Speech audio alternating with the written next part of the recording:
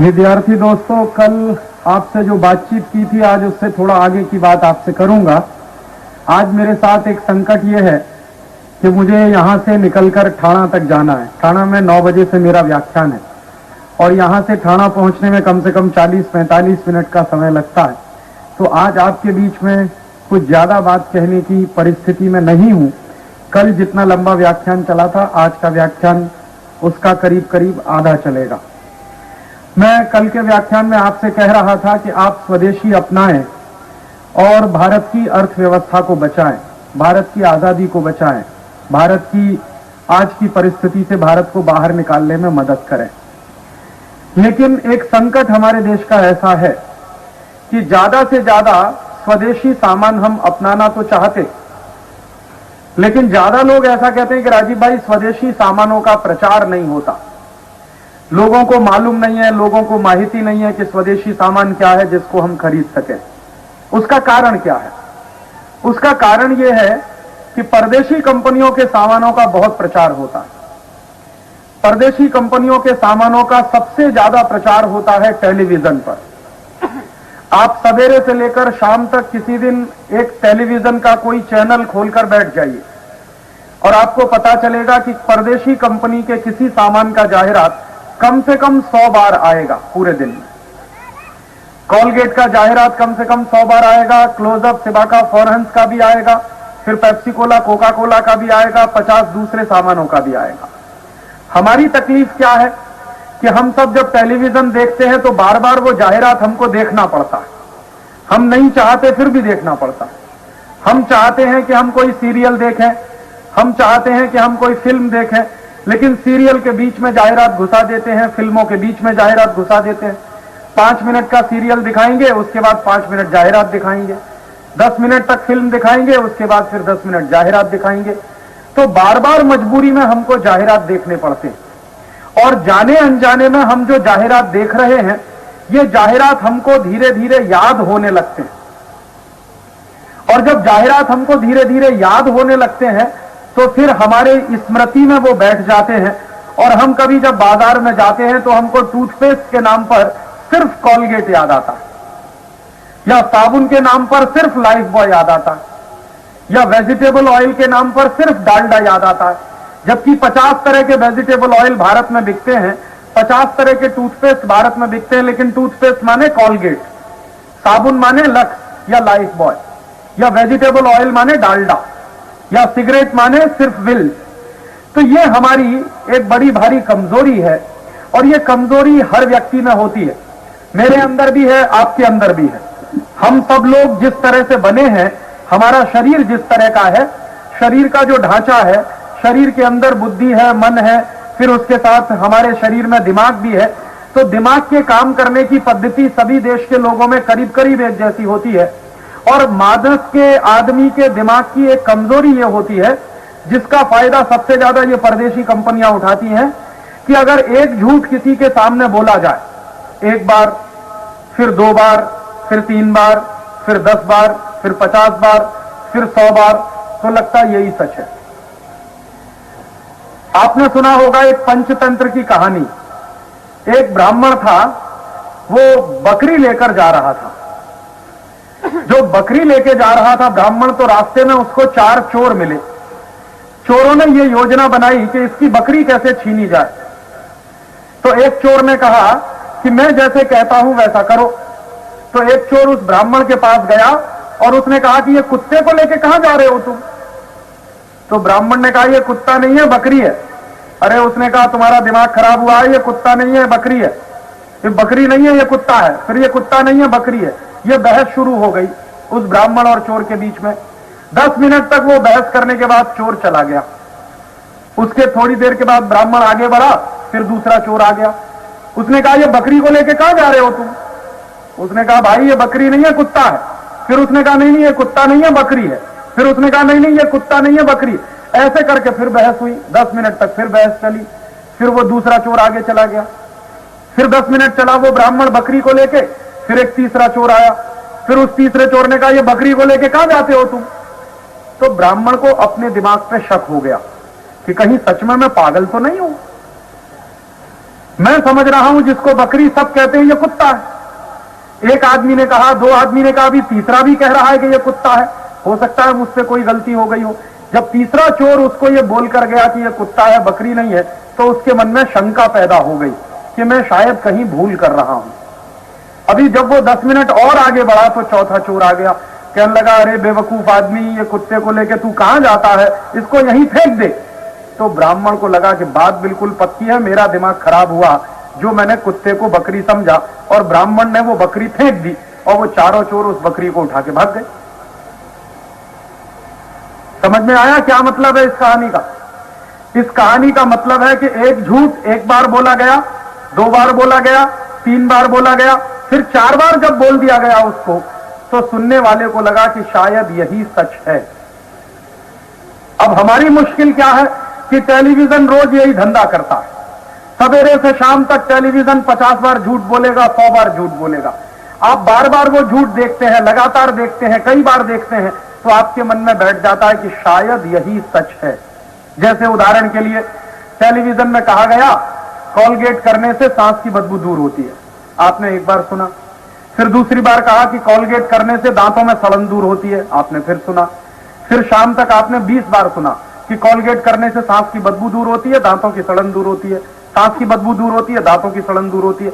अब आपने अगर 1 साल तक लगातार इसको सुन लिया तो आपको लगेगा बात बराबर है, अभी कॉलगेट ही करना चाहिए, तो सांस की बदबू भी दूर होगी, दांतों की सड़न भी दूर होगी, आप कॉलगेट खरीद लाएंगे।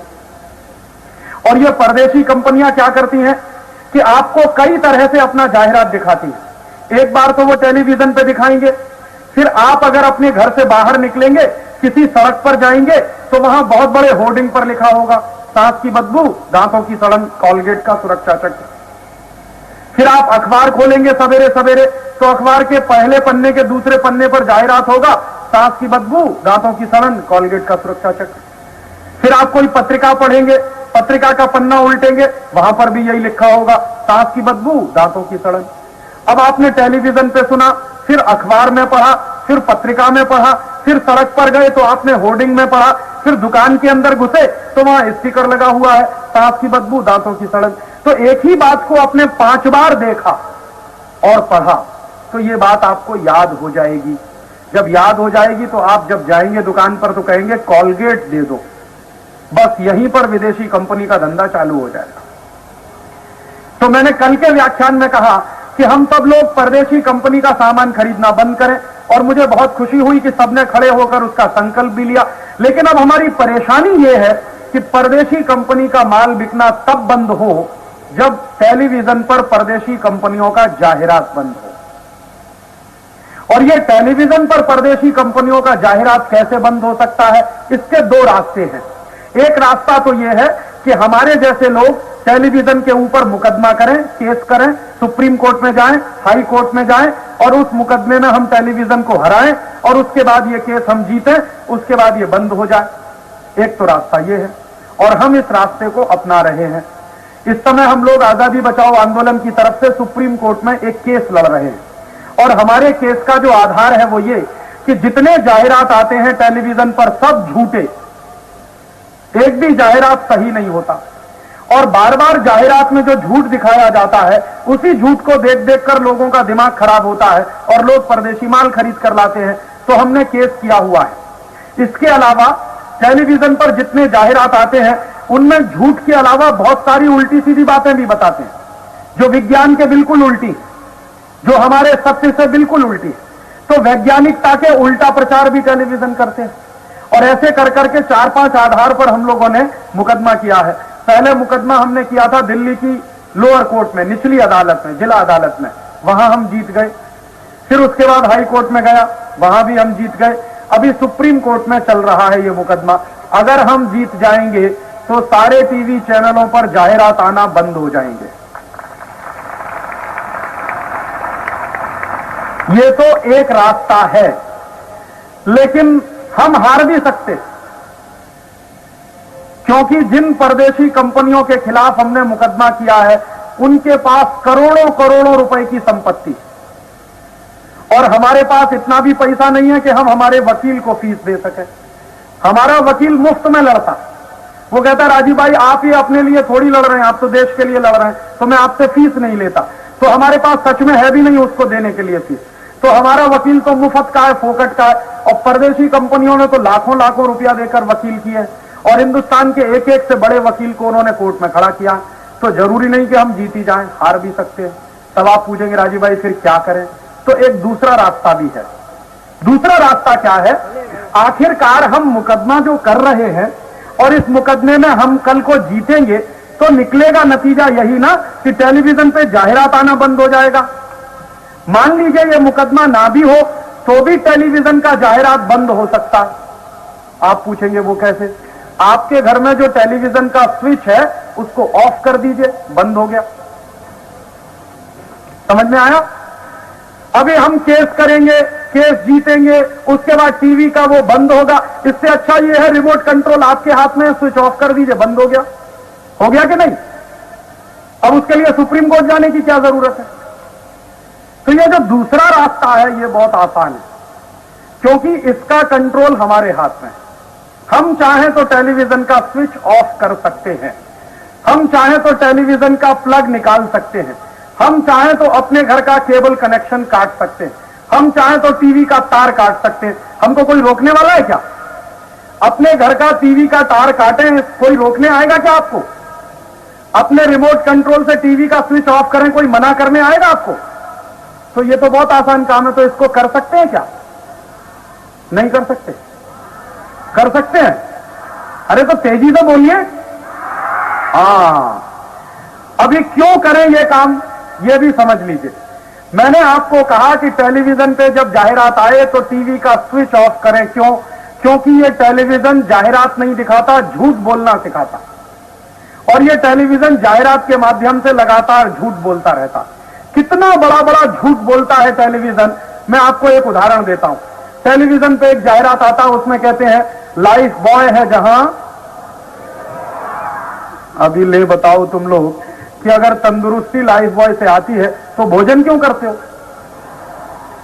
ऐसा करो, कल से भोजन करना बंद और एक एक लाइफ बॉय खरीदो और दिन में 10-10 बार लगाओ।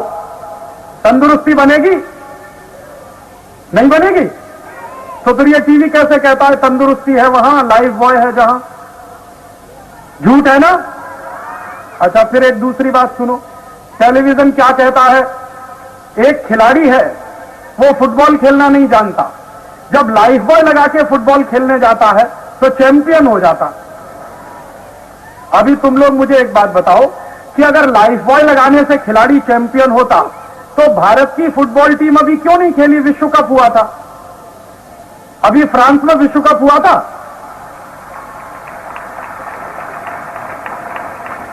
फ्रांस नाम के देश में फुटबॉल का विश्व कप हुआ था। उस विश्व कप में भारत ही नहीं खेला, बाकी सब खेले। चीन खेला, जापान खेला, जर्मनी खेला, अमेरिका खेला, स्वीडन खेला, कैमरून खेला। तुमको मालूम है कैमरून कितना बड़ा देश है? ये जो गोवंडी गांव है ना, इसका आधा, तुम्हारे गांव का आधा है एक देश, उसका नाम है कैमरून। वो खेला फुटबॉल के मैच में, और हम 98 करोड़ की आबादी वाले खेले ही नहीं। क्यों नहीं खेले? लाइफ बॉय नहीं था। अगर हर खिलाड़ी को एक एक लाइफ बॉय दिया होता तो चैंपियन तो हम ही बन जाते। बनते कि नहीं? बन जाते। तो ये टीवी झूठ बोलता है। अभी मैं एक तीसरा उदाहरण देता हूं। टीवी देखो कितना झूठ बोलता है। टीवी कहता है लाइफ बॉय मैल में छुपे कीटाणुओं को धो डालता। टीवी कभी ये नहीं कहता कि लाइफ बॉय मैल में छुपे कीटाणुओं को मारता है, हमेशा कहता धो डालता। इसका मतलब क्या है? जो कीटाणु मैल में छुप गए हैं इनको धो पहुंचकर और तंदुरुस्त बनाता। अभी तुमको मैं एक माहिती देना चाहता हूं कि यूरोप के देशों में लाइफ बॉय बिकता है, खासकर हॉलैंड में काफी बिकता है, लेकिन वहां लाइफ बॉय को कहते हैं कार्बोलिक सोप, और उस पर अंग्रेजी में लिखा होता है ओनली फॉर डॉग। समझ में आया मैंने क्या बोला? लाइफ बॉय ऐसा साबुन है जिससे यूरोप में सिर्फ कुत्ते नहाते हैं। अभी उस साबुन से तुम नहा रहे हो? अगर नहा रहे हो तो सोच लो क्या हो रहे हो तुम। ये तो कुत्तों के नहाने वाला साबुन है, इससे हमको नहाना चाहिए? तो इसलिए लाइफ बॉय भी बंद करो और टीवी का जाहिरात भी बंद करो। देखा तुमने टीवी कितना पागल बनाता, कितना झूठ बोलता। और ये बात लाइफ बॉय है, जहां तंदुरुस्ती है वहां पिछले 50 साल से बोल रहा है टीवी बोलता था। अभी 14-15 साल से, तो उसके पहले ये जाहिरात सिनेमा में आता था, उसके पहले ये जाहिरात अखबार में आता था, पत्रिकाओं में आता था। इसलिए मैंने तुमको कहा कि टीवी तो बहुत झूठ बोलता है। तो ये झूठ बोलने वाला टीवी, इसको देखना चाहिए? हमको तो ये कहा गया है कि झूठ कभी देखो मत, तो टेलीविजन तो झूठ ही दिखा रहा। ऐसे ही मैं तुमको एक दूसरा उदाहरण देता हूं। टेलीविजन देखो कितना झूठ बोलता है। टेलीविजन में एक जाहिरात आता है कॉम्प्लॉन का, उसमें एक छोटा सा बच्चा कहता है I am a Complan boy, कहता है। फिर एक छोटी सी बच्ची कहती है I am a Complan girl. अब इसका मतलब समझो, I am a Complan boy माने मैं कॉम्प्लॉन का लड़का हूं। फिर वो बेटी कह रही है मैं कॉम्प्लॉन की लड़की हूं। अभी तुमको मालूम है कॉम्प्लॉन क्या है? कॉम्प्लॉन है टिन का डिब्बा। अभी ये बताओ, टिन के डिब्बा के लड़का लड़की हो सकते? ऐसा तुमने कभी देखा है दुनिया में? कहीं सुना है तुमने? तो ये टीवी में कहां से आ गया? झूठ है ना? तो झूठ देखना चाहिए, तो टीवी देखना चाहिए। कौन कौन नहीं देखेगा? हाथ उठाओ जरा। हाँ, शाबाश, बैठ जाओ। ये टीवी सिर्फ झूठ दिखाता है, झूठ के अलावा कुछ दिखाता नहीं। ऐसे मैं तुमको एक तीसरा उदाहरण देता हूं। टीवी में एक जाहिरात आता है, उसमें दिखाते हैं एक पेन है, उसका नाम है रोटोमैक। क्या कहते हैं लिखते लिखते? अरे वाह, ऐसा भी पेन आता है दुनिया में जिससे लिखते लिखते सब हो जाए? ऐसा पेन आता है दुनिया में? तो ये झूठ है कि नहीं? तो झूठ देखना चाहिए। ऐसे ही देखो टीवी पे जाहिरात आता है, उसमें दिखाते हैं फेयर एंड लवली। क्या कहता है? गोरेपन की क्रीम। अभी टीवी रोज कहता है फेयर एंड लवली गोरेपन की क्रीम, फेयर एंड लवली गोरेपन की क्रीम। अभी तुम लोग मुझे ये बताओ कि अगर फेयर एंड लवली लगा के सब गोरे हो जाते तो दक्षिण भारत में तो कोई काला नहीं होना चाहिए अभी तक।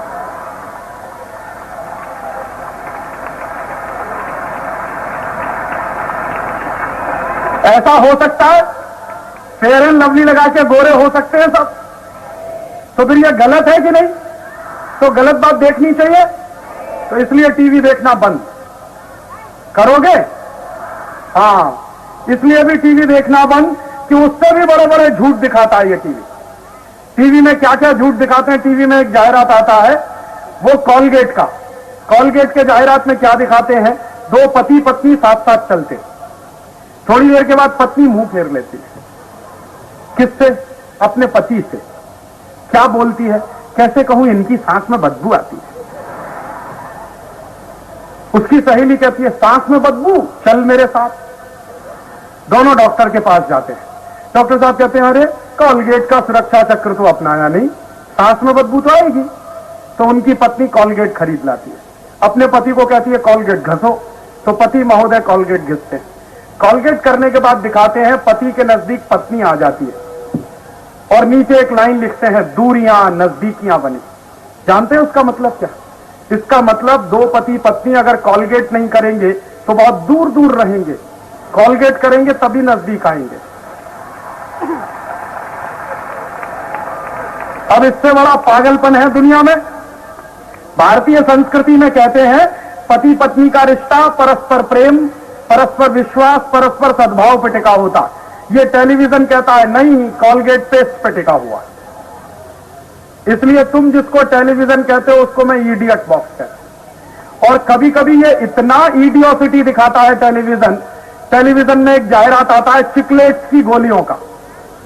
अब उसमें क्या दिखाते हैं? एक लड़का है, दिखने में बहुत ही गंदा, मोटा ताजी एकदम, शक्ल से बहुत ही बेवकूफ। वो चिकलेट्स की गोलियां लेके आता है और एक बहुत सुंदर सी लड़की को वो गोलियां दे देता। उसके बाद लड़की उसके पीछे पीछे चल देती। इसका मतलब समझते हो? भारत की सुंदर लड़कियां इतनी फालतू हैं क्या जो चिकलेट्स की गोली पर किसी के भी पीछे चल रहे?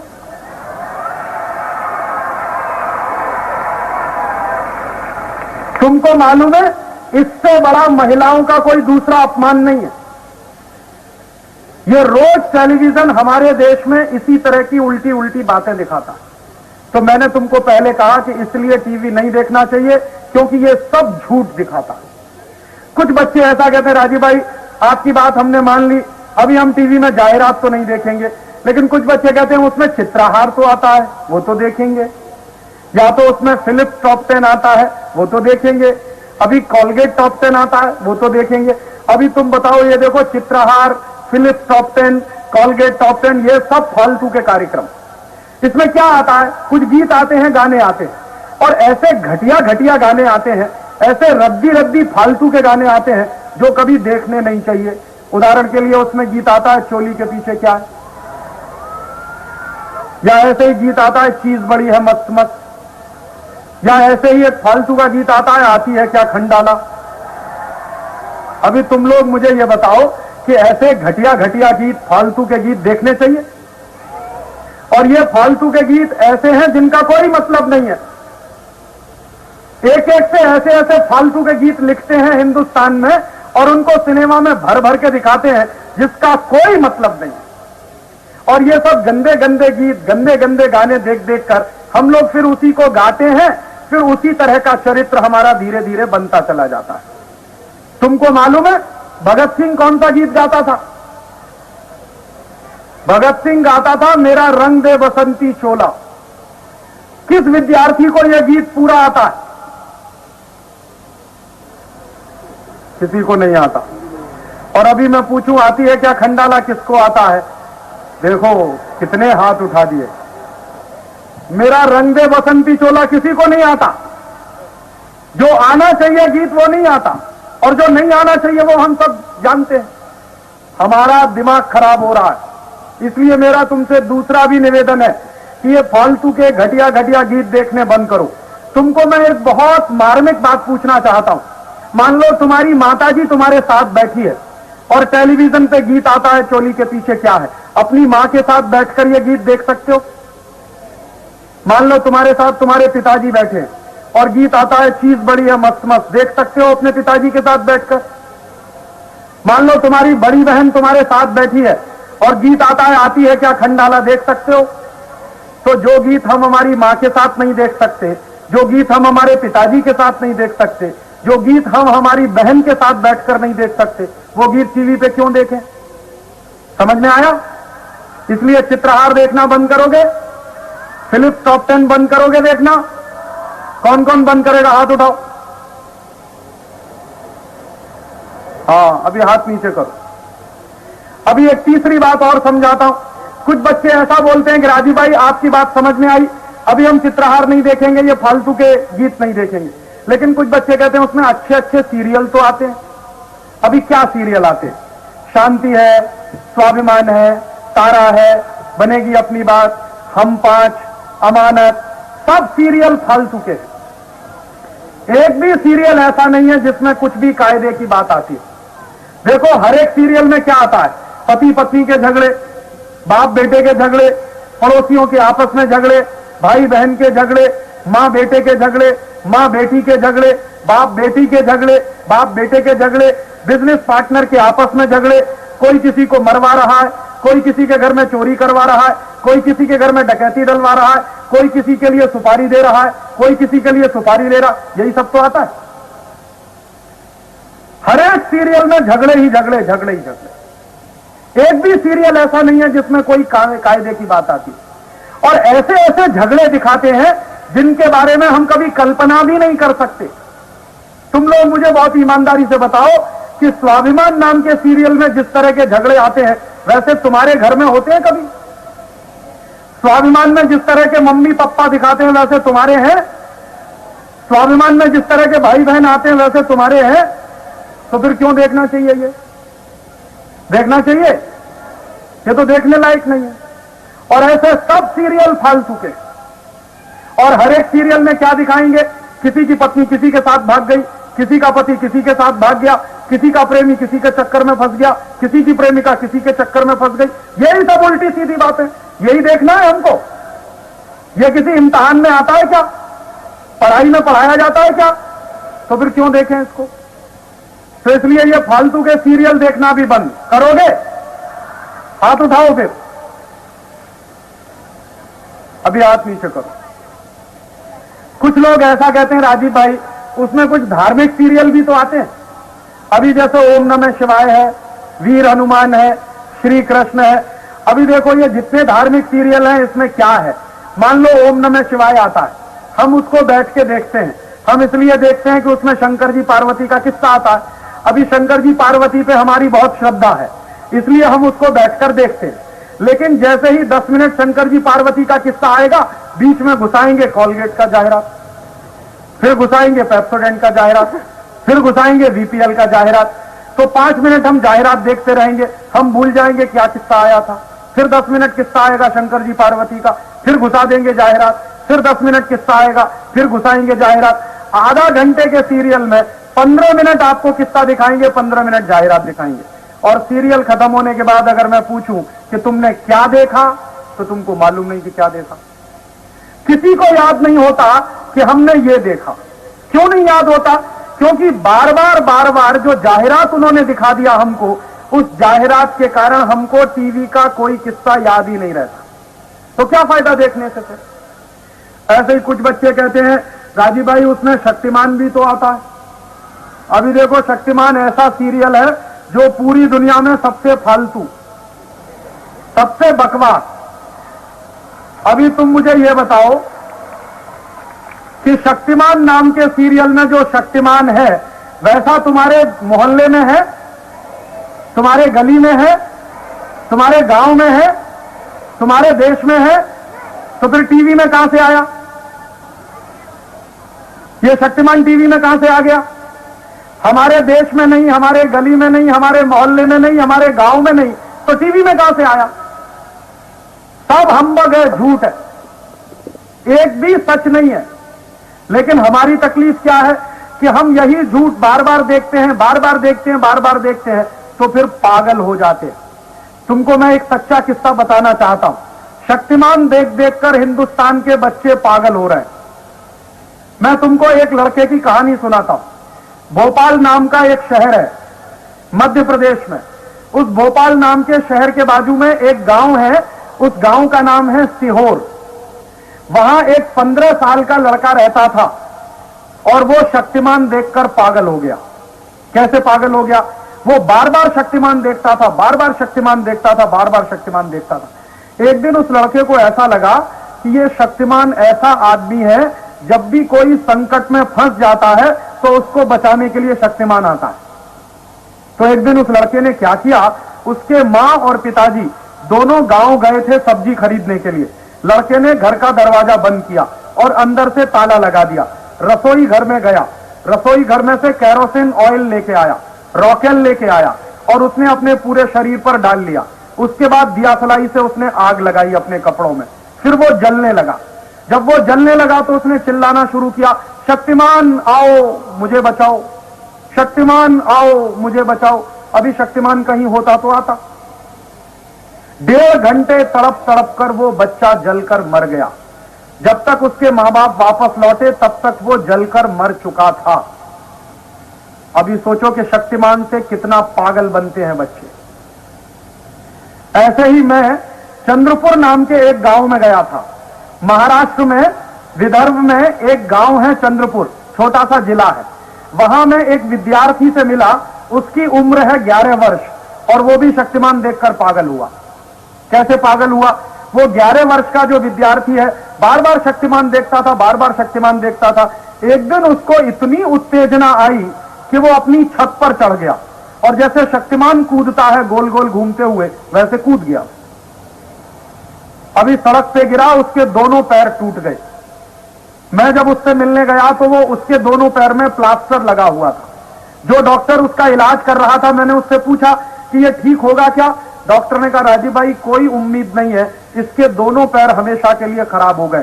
चोट इतनी गहरी लगी है कि इसको पैरालिसिस हो गया है, अब इसके पैर ठीक नहीं हो पाएंगे। तो पूरे जिंदगी के लिए वो लड़का शक्तिमान के चक्कर में बर्बाद हो गया। जब मैं उसके घर में गया तो उसकी मां रोती थी, उसका बाप भी रोता था, और मेरे सामने दोनों मां बाप रोते थे और ये बोलते थे, राजीव भाई अभी क्या बताएं, हमारा तो ये अकेला बेटा था और इसकी भी जिंदगी बेकार हो गई। तो दोनों मां बाप को मैंने डांटते हुए कहा कि तुमने जब अपने घर में टीवी खरीदा था और केबल कनेक्शन लगाया था, तब यह ध्यान नहीं आया तुमको कि हमारा एक छोटा सा बेटा है, वो बर्बाद भी हो सकता, अब क्यों रोते हो? तो उसकी मां ने कहा रोते रोते कि राजीव भाई अभी हम इसलिए रोते हैं कि आप तो पूरे देश में घूमते हैं, आप एक काम करिएगा कि मेरे बेटे के साथ जो घटना हुई है वो बात आप सब बच्चों को बताइएगा ताकि कोई भी बच्चा शक्तिमान ना देखे। तो देखोगे शक्तिमान। अभी मैं तुमको एक और सच्चा किस्सा बताता हूं कि टेलीविजन देखकर किस तरह से बच्चे पागल होते हैं। पिछले साल अहमदाबाद शहर में एक 7 साल की बच्ची थी, वो टीवी का जाहिरात देख देखकर कितनी पागल हुई।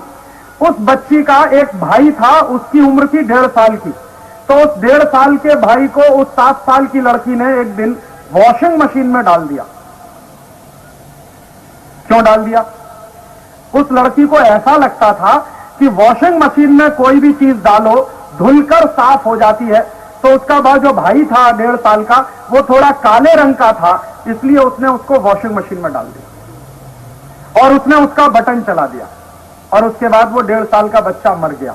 अभी सोचो कैसे पागल होते हैं बच्चे। मैं तुमको मेरे शहर की एक घटना बताता हूं। मैं जिस इलाहाबाद नाम के शहर में रहता हूं, वहां एक मेरे पड़ोसी का बेटा जिसकी उम्र थी मुश्किल से 5 साढ़े 5 साल, एक दिन वो भी पागल हो गया टीवी देख देखकर। कैसे पागल हुआ? वो 5 साढ़े 5 साल का बच्चा था, रोज टीवी देखता था, 2 घंटे 3 घंटे 4 घंटे 5 घंटे रोज टीवी देखता था। एक दिन उस बच्चे को ऐसा लगा कि टीवी में जो कुछ दिखाते हैं वो सब सच होता। तो उसने क्या किया, एक दिन वो अपनी छत पे चढ़ गया और उसने अपने पैर में रस्सी बांधी और छत पर से वो उल्टा कूद गया। एक थम्स अप का जाहिरात आता था, उसमें एक बच्चे को दिखाते थे कि वो रस्सी बांधकर उल्टा कूदता, तो वो भी कूद गया छत पर। अभी वो सड़क पे गिरा, उसका सिर फटा और वो मर गया।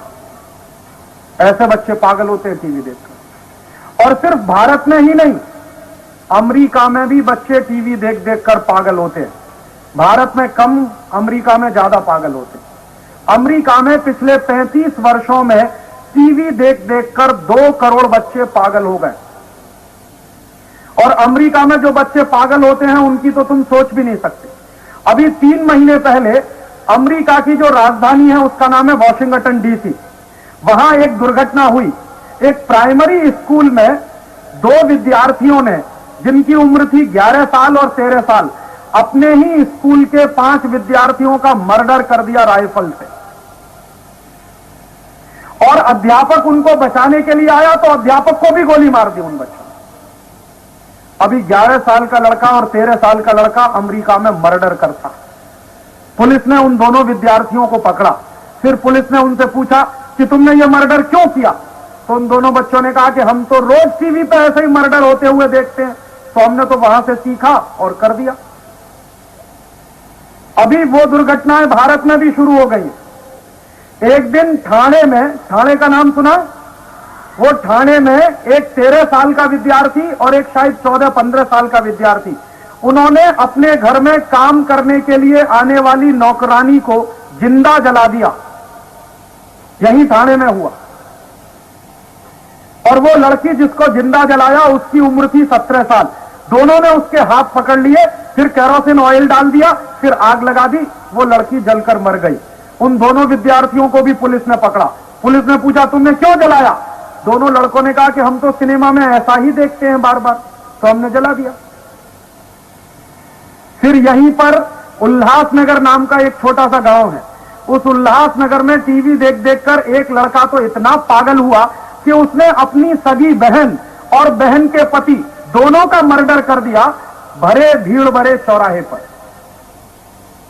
और उस लड़के को भी जब पुलिस पकड़ के ले गई तो लड़के ने कहा कि मैं इतना उत्तेजित हो गया था, 2-3 दिन से लगातार वो कोई ऐसी फिल्म देख रहा था जिसमें मर्डर करना दिखाते थे, तो उसके दिमाग में इतना बैठ गया था मर्डर करने की बात कि फिर उसको होश नहीं रहा और उसने अपनी सगी बहन और बहन के पति का मर्डर कर दिया पुलिस स्टेशन के सामने। मैं ऐसे ही एक तुमको और सच्ची घटना बताता हूं। एक बार मैं सांगली गया। सांगली महाराष्ट्र में ही है, पश्चिम महाराष्ट्र में है, कोल्हापुर जिले का एक छोटा सा गांव है। शायद सांगली अब खुद भी जिला बन गया होगा। उस सांगली में क्या हुआ कि एक 17 साल की लड़की थी, उसका नाम था अमृता देशपांडे। उसको एक 24 साल के लड़के ने 18 बार चाकू मारा पेट में, और बस स्टैंड पर चाकू मारते हुए हजारों लोगों ने देखा, लेकिन सब इतने नपुंसक और कायर थे कि उस लड़के को पकड़ने की हिम्मत किसी में नहीं हुई और वो चाकू मार के भाग गया। एक भाई को मैंने पूछा, जब मैं सांगली गया, जो उस समय घटना को देख रहा था, मैंने कहा वो लड़का चाकू मार रहा था और तुम लोगों में किसी के मन में इतनी भी दया नहीं आई कि वो अकेली लड़की को बचाओ। तो जो भाई ने मुझे जवाब दिया वो मेरे लिए बहुत शॉकिंग था। उसने कहा, राजीव भाई, टेलीविजन पर रोज चाकू मारते हुए हम देखते हैं, सिनेमा में रोज चाकू मारते हुए हम देखते हैं, तो बार बार ये चाकू मारते हुए जब हम देखते हैं तो हमारे मन से चाकू मारने वाले के प्रति घृणा खत्म हो जाती है, तो हम पकड़ें क्यों उसको। उस दिन मुझे समझ में आया कि बार बार जब हम हिंसा देखते हैं, बार बार जब हम वायलेंस देखते हैं टेलीविजन पर, वो चाहे गोली मारने की हो, चाहे चाकू मारने की हो, चाहे किसी की हत्या करने की हो, चाहे किसी को ऊपर से पटकने की हो, ये बार बार की जो वायलेंस है, बार बार की जो हत्या है, या बार बार के हत्या के जो दृश्य हैं, ये हमारे मन से दया खत्म कर देते हैं, करुणा खत्म कर देते हैं, प्रेम खत्म कर देते हैं। फिर असली जीवन में अगर ये दुर्घटना हो जाए तो हमको कोई तकलीफ नहीं होती, हम बाजू से बचकर निकलकर चले जाते हैं। किसी की डेड बॉडी पड़ी हुई हो, हम बाजू से बचकर निकलकर चले जाएंगे, ये सोचते हुए अरे कौन सिर दर्द लेगा, क्योंकि बार बार डेड बॉडीज देखना हमारी आदत बन गई है, टीवी के माध्यम से और सिनेमा के माध्यम से। जब आदमी के मन से दया खत्म हो जाती है, करुणा खत्म हो जाती है, प्रेम खत्म हो जाता है, तो वो आदमी नहीं रहता, जानवर हो जाता है। अभी तुम मुझे ये बताओ कि तुमको इंसान बनना है या जानवर? तो फिर टीवी देखोगे, सिनेमा देखोगे? हाथ उठा दो अब की बात। हम में से कोई भी टीवी नहीं देखेगा, सिनेमा नहीं देखेगा, क्योंकि ये टीवी और सिनेमा देखने से ना तो हमारे जीवन का कोई फायदा हो रहा है, ना हमारे जीवन में कोई भला हो रहा है। नुकसान ज्यादा से ज्यादा हो रहा है, फायदा इसका बिल्कुल नहीं हो रहा है। और मैं तुमको एक बहुत गंभीर बात बताना चाहता हूं कि ये टेलीविजन दुनिया की सबसे खराब मशीन है। और ये मैं बोलता हूं, मेरी पूरी इंजीनियरिंग की पढ़ाई इसी टेलीविजन में हुई है, उसके बावजूद मैं कहता हूं कि दुनिया की सबसे खराब टेक्नोलॉजी। क्यों? तुमको एक बहुत गंभीर बात मैं समझाना चाहता हूं, अगर समझ में आ जाए, कि जितनी देर हम बैठकर टेलीविजन देखते हैं उतनी देर हमारा दिमाग बंद रहता है। हम कुछ सोच नहीं पाते, हम कुछ सोच नहीं सकते। दुनिया में ऐसा कोई काम नहीं है जिसको करते हुए हमारा दिमाग बंद होता। हम जब सो जाते हैं तब भी दिमाग चालू रहता है, और सोते समय जब दिमाग चालू रहता है तो उसी में फिर सपने आते हैं। दुनिया में ऐसा कोई आदमी नहीं है जो सपना ना देखता हो, हर व्यक्ति सपना देखता है। इसका मतलब सोते हुए भी हमारा दिमाग चालू रहता है, लेकिन टेलीविजन देखते हुए दिमाग बंद रहता है। हम पुस्तक पढ़ें, पुस्तक पढ़ते हुए हम सोच सकते हैं, कल्पना कर सकते हैं। जैसे उदाहरण के लिए, मान लो तुम कोई कहानी की पुस्तक पढ़ो और एक कहानी पढ़ो, कहानी ऐसी होगी, एक राजा था, एक रानी थी। अब जैसे ही तुमने पढ़ा कि एक राजा था, एक रानी थी, तुरंत तुम्हारे दिमाग में कल्पना आएगी, राजा कैसा था, रानी कैसी थी, राजा का महल कैसा था, रानी का महल कैसा था, वो रहते कैसे थे। ये सारी कल्पना एक क्षण में आ जाती है मन में, जब हम एक सेंटेंस पढ़ते हैं, एक राजा था, एक रानी थी। लेकिन जब टेलीविजन देखते हैं तो ये सब कल्पना गायब हो जाती है। ये कल्पना का आना और गायब होना दिमाग के चिंतन के साथ जुड़ा हुआ है। अगर हमारा दिमाग सोचता रहेगा, चिंतन करता रहेगा, तो कल्पना आती रहेगी। अगर दिमाग ने सोचना बंद किया, चिंतन करना बंद किया, तो कोई कल्पना नहीं आ सकती। दुनिया में जिस व्यक्ति का दिमाग सोच नहीं पाता, चिंतन नहीं कर पाता, उसी को पागल कहते हैं। तुमको मालूम है मेडिकल साइंस में पागल की परिभाषा क्या है? पागल की परिभाषा माने वो व्यक्ति जो सोच नहीं सकता, विचार नहीं कर सकता, जिसके दिमाग का चिंतन बंद हो जाता है, वही पागल होता है। तो जितनी देर हम टीवी देखते हैं हम खुद पागल होते हैं, क्योंकि हम सोच नहीं पाते, क्योंकि हम चिंतन नहीं कर पाते। और ये सोचना और चिंतन करना जो हमारा बंद हो रहा है, यही सबसे बड़ा खतरा है। और मैं तुमको इससे भी ज्यादा गहरी एक बात बताना चाहता हूं कि हमारे दिमाग में एक हाइपोथैलेमस नाम की चीज होती है, और हाइपोथैलेमस के पास एक मेडुला नाम का पोर्शन होता है। जब हम टीवी देखते हैं तो उस समय ये हाइपोथैलेमस और मेडुला दोनों काम करना बंद कर देते हैं। अब मैं तुमको एक दूसरी बात बताता हूं कि शरीर का कोई भी हिस्सा अगर हम उससे काम नहीं करवाएंगे और उससे काम नहीं लेंगे, थोड़े दिन तुम उसको ऐसे ही रहने दो, उस हिस्से में या तो सूजन आ जाएगी या वो काम करना बंद कर देगा।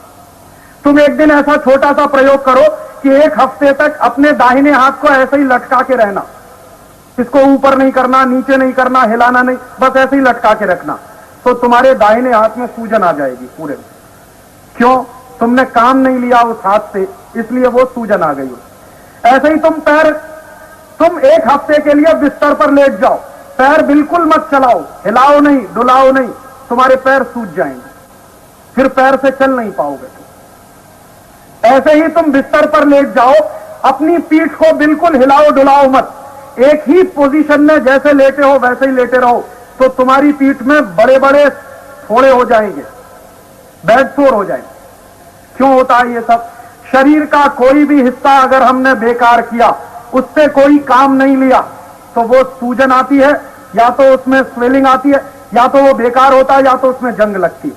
अब हम सोचें कि जितनी देर हम टीवी देख रहे हैं उतनी देर हमारा हाइपोथैलेमस काम नहीं कर रहा, हमारा मेडुला काम नहीं कर रहा, तो उसमें भी सूजन आ जाएगी, और उसमें अगर सूजन आई तो फिर बहुत मुश्किल हो जाएगी तुमको, कैंसर भी हो सकता है तुम्हारा वो हिस्सा काट कर निकालना पड़ेगा, और तब तुम्हारी जिंदगी नरक हो जाएगी।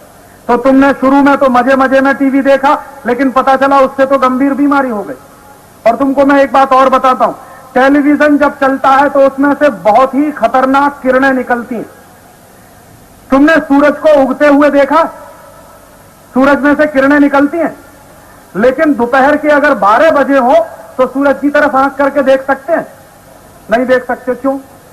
क्योंकि उसकी किरणें इतनी तेज होती है कि आंख जलने लगती है। जिस तरह से सूरज में से किरणें निकलती हैं और आंखों को जला सकती हैं, वैसी ही किरणें टेलीविजन में से भी निकलती हैं, और वो भी तुम्हारी आंखों को जला सकती है। जो किरणें सूरज की रोशनी से निकलती हैं वो टेलीविजन से भी निकलती हैं, और टेलीविजन से निकलने वाली किरणें भी तुम्हारी आंखों को जला सकती हैं, और तब तुम्हारी आंखें खराब हो सकती हैं। फिर हो सकता है तुमको दिखना कम हो जाए, तुमको चश्मा लगाना पड़े, तुमको आंखों में दर्द होने लगे, तुम्हारे दिमाग में भी दर्द होने लगे। लगातार टीवी देखने से एक बहुत खतरनाक किस्म का दर्द होता है, उसको कहते हैं माइग्रेन। माइग्रेन ऐसा दर्द है जो आधे हिस्से में होता है, कभी भी राइट लेफ्ट में होगा या लेफ्ट पोर्शन में होगा, कहीं भी हो सकता है। और माइग्रेन में एक बार फंसे तो आसानी से इसका इलाज भी नहीं होता। एक और बड़ी संकट है टेलीविजन की, कि जब हम सब लोग टेलीविजन देखते हैं तो आंखें फाड़ फाड़ कर देखते हैं। 1 मिनट के लिए भी हम हमारी पलक नहीं झपकाते, आंखें फाड़ फाड़ के टीवी देखते रहते हैं।